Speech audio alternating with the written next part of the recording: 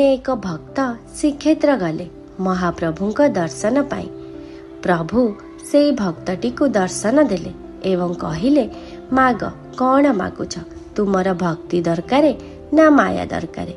भक्त पचारिले, प्रभु ए दुई शब्द मध्यरे अंतर मते बुझाई दियो।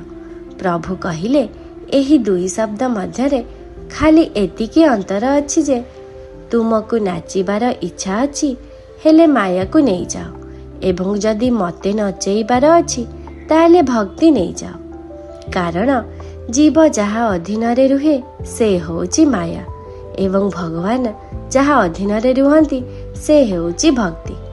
माया बलरे सारा ब्रह्मांड नाचे एवं सारा ब्रह्मांड को जे नचाए से भक्ति बलरे नाचे। जय जगन्नाथ।